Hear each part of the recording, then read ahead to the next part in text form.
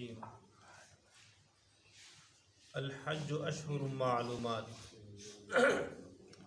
فمن فرض فیہن الحج فلا رفث ولا فسوق ولا جدال فی الحج وما تفعلوا من خیر یعلمہ اللہ وتزودوا فإن خیر الزاد التقوی واتقون یا اولی الالباب۔ لیس علیکم جناح ان تبتغوا فضلا من ربکم فإذا أفضتم من عرفات فاذكروا الله عند المشعر الحرام واذكروا كما هداكم وإن كنتم من قبله لمن الضالين ثم أفيضوا من حيث أفاض الناس واستغفروا الله إن الله غفور رحيم۔ صدق الله العظيم۔ سورۃ البقرہ آیت نمبر 197، 198، 199۔ الحج اشہر معلومات، حج جو ہے چند مہینے ہیں جو معلوم ہیں۔ من فرض فیہن الحج، پس جو آدمی مقرر کرے، لازم کر دے اپنے آپ پر، فیہن الحج، اس میں حج کو، فلا رفثا یعنی احرام باندھے، فلا رفثا تو نہیں ہے کوئی فحش بات، ولا فسوقا اور نہ کوئی فسق کرے، نہ فرمانی کرے، ولا جدالا اور نہ لڑائی کرے، فی الحج حج میں، وما تفعلوا من خیر اور جو تم کام کرو گے نیک عمل، بلائی، یعلمہ اللہ اللہ تعالیٰ اس کو جانتے ہیں، وتزودوا اور تم زاد راہ لیا کرو، راستے کا سامان لیا کرو، ان خیر الزاد التقوی، بہترین زاد راہ جو ہے تقوی پرہیزگاری ہے، واتقون یا اولی الالباب اور مجھ سے ڈرو اے عقل والو۔ لیس علیکم جناح نہیں ہے تم پر کوئی گناہ، ان تبتغوا فضلا من ربکم کہ تم تلاش کرو فضل اپنے رب سے، اذا افضتم من عرفات پس جب تم لوٹو عرفات سے، واپس ہو جاؤ عرفات سے، فاذکروا اللہ عند المشعر الحرام پس اللہ کو یاد کرو مشعر حرام مزدلفہ میں، اللہ تعالیٰ کو مشعر حرام کے پاس اللہ کو یاد کرو، واذکروا اللہ واذکروہ اور اسے یاد کرو، کما ہداکم جیسے تمہیں اس ذات نے ہدایت دی ہے، وَإِن كُنتُم مِّن قَبْلِهِ لَمِنَ الضَّالِّينَ اور اگرچہ تم تھے اس سے پہلے، لَمِنَ الضَّالِّينَ ناواقف، گمراہوں میں سے ناواقف تھے۔ ثُمَّ أَفِيضُوا مِنْ حَيْثُ أَفَاضَ النَّاسُ پھر تم لوٹو جہاں سے لوگ لوٹتے ہیں، واستغفروا اللہ اور اللہ سے بخشش مانگو، ان اللہ غفور رحیم بس بے شک اللہ تعالیٰ بخشنے والا مہربان ہے۔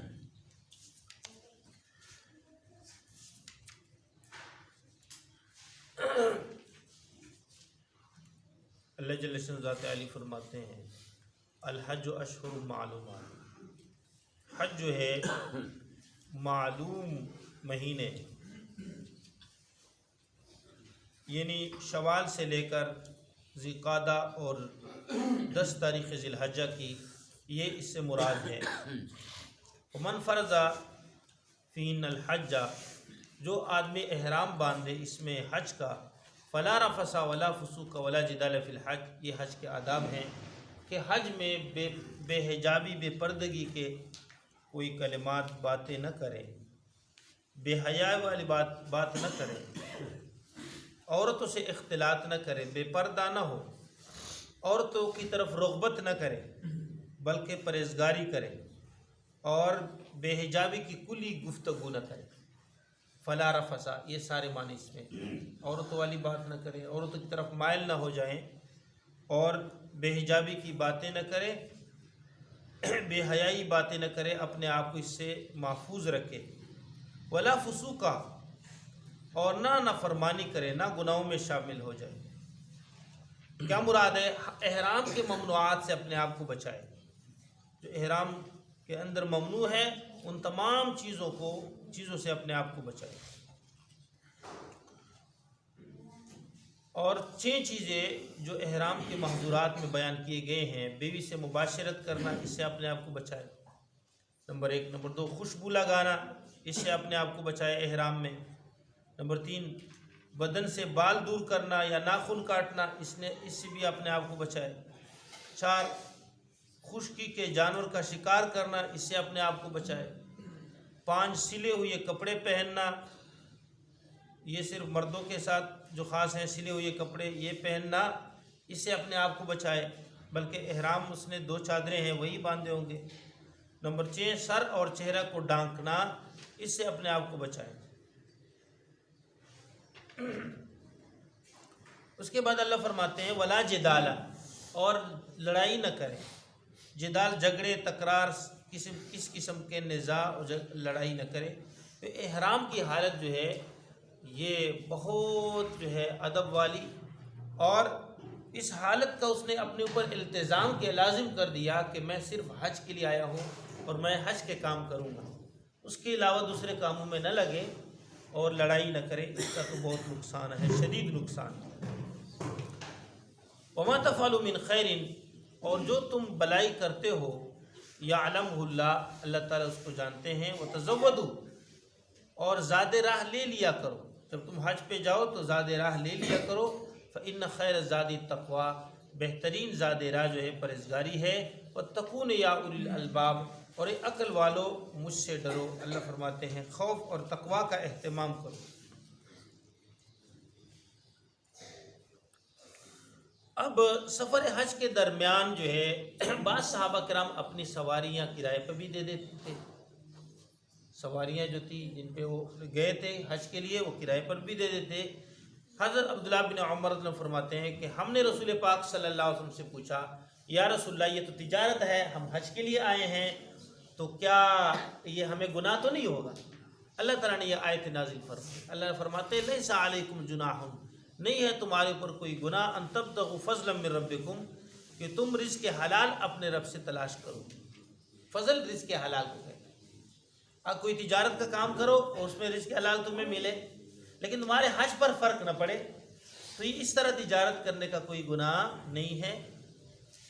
تو یہ آیت اللہ نے نازل فرمائی۔ فَإِذَا أَفَضْتُم مِّنْ عَرَفَاتٍ، بس جب تم لوٹو عرفات سے، فاذکروا اللہ، بس اللہ کو یاد کرو، عند المشعر الحرام، مشعر حرام حرم میں ہے، مزدلفہ میں، یہاں اللہ کو یاد کرو۔ کیا مراد ہے؟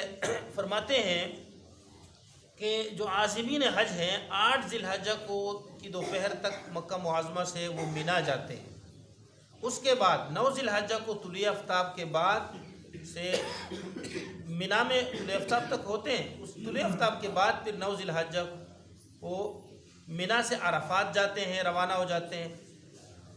اب عرفات جب پہنچتے ہیں تو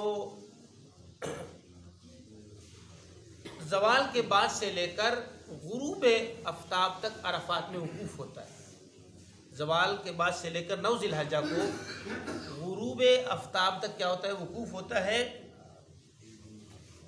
زوال سے پہلے تک وہ عرفات میں پہنچ جاتے ہیں، 9 ذی الحجہ کو زوال سے پہلے تک پہنچ جاتے ہیں۔ زوال کے بعد سے وقوف شروع ہوتا ہے غروب تک، اس کے بعد 2 نمازیں وہاں پر پڑھ لیتے ہیں، اکٹھی نمازیں پڑھ لیتے ہیں، ظہر اور عصر کی عرفات میں۔ اس کے بعد سورج کے غروب ہوتے ہی اس میدان کو چھوڑ دیتے ہیں، عرفات کے میدان کو، اور بغیر نماز مغرب پڑھے ہوئے، نماز مغرب عرفات میں پڑھنے کا حکم نہیں، بلکہ مغرب و عشاء کی نمازیں مزدلفہ میں پہنچ کر عشاء کے وقت جو ہے ایک ہی وقت میں دونوں نمازیں اکٹھی پڑھتے ہیں۔ اسی مزدلفہ کو حدود حرم میں یہ مشعر حرام کہتے ہیں۔ تو اللہ فرماتے ہیں فاذکروا اللہ عند المشعر الحرام، مشعر حرام میں اللہ کو یاد کرو۔ تو جب 9 ذی الحجہ کو عرفات غروب ہو گیا، اس کے بعد سے حاجی حضرات جو ہے وہ مزدلفہ روانہ ہو گئے، اور چلتے چلتے مغرب کی نماز راستے میں آ جاتی ہے، لیکن وہ پڑھنی نہیں ہوتی، مغرب کی نماز عشاء کے ساتھ ملانی ہوتی ہے مزدلفہ میں۔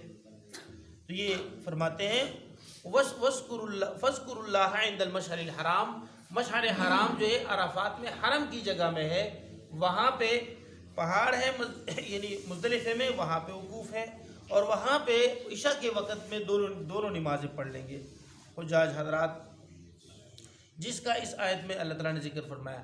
وَاذْكُرُوا كَمَا هَدَاكُمْ، اور اللہ کو یاد کرو جس طرح اللہ تعالیٰ نے تمہیں ہدایت دی ہے۔ وَإِن كُنتُم مِّن قَبْلِهِ لَمِنَ الضَّالِينَ، اور اگر اس سے پہلے تم جو ہے ناواقف تھے، تمہیں علم نہیں تھا۔ ثُمَّ أَفِيضُوا مِنْ حَيْثُ أَفَاضَ النَّاسُ، اللہ فرماتے ہیں پھر وہاں سے لوٹو جہاں سے لوگ لوٹتے ہیں۔ وَاسْتَغْفِرُوا اللَّهَ، اور اللہ تعالیٰ سے بخشش مانگو۔ إِنَّ اللَّهَ غَفُورٌ رَحِيمٌ، اللہ تعالیٰ بخشنے والا مہربان ہے۔ یہ کن کے متعلق نازل ہوئی یہ آیت؟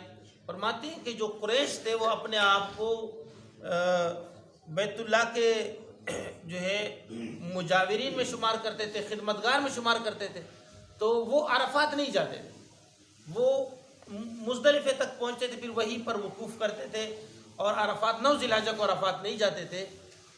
پھر جس وقت لوگ لوٹتے تھے، یعنی مکہ مکرمہ لوٹتے تھے، تو وہ عرفات سے نہیں لوٹتے تھے بلکہ مزدلفے سے لوٹتے تھے۔ تو اللہ فرماتے ہیں کہ نہیں، تم یہ جاہلیت میں یہ رواج تھا، قریش یہ طریقہ کرتے تھے، وہ کہتے تھے ہم لوگوں سے ممتاز ہیں، ہم لوگوں سے اچھے ہیں، ہم بیت اللہ کے خدمتگار ہیں، تو ہم جو ہے لوگوں کے ساتھ جو ہے وقوف نہیں کریں گے، ہم اچھے ہیں، اور لوگ باقی لوگ جو ہے وہ باہر سے آنے والے، تو ہم ایک جیسے ہو جائیں گے اگر ہم ایک ساتھ وقوف کریں گے۔ تو اس وجہ سے وہ پھر مزدلفے میں کیا کرتے تھے، وقوف کرتے تھے، اور پھر مزدلفے سے لوٹتے تھے واپسی پر۔ تو اللہ فرماتے ہیں ثم افیضوا من حیث افاض الناس، تم بھی وہاں سے لوٹو جہاں سے لوگ لوٹتے ہیں، یعنی عرفات جاؤ اور وہاں سے پھر لوٹو مزدلفہ تک۔ واستغفر اللہ، اور اللہ کی بخشش مانگو، اللہ سے بخشش مانگو۔ ان اللہ غفور رحیم، بس بے شک اللہ تعالیٰ بخشنے والا مہربان ہے۔ یہاں تک انشاءاللہ ہو گیا 199، باقی پھر اللہ انشاءاللہ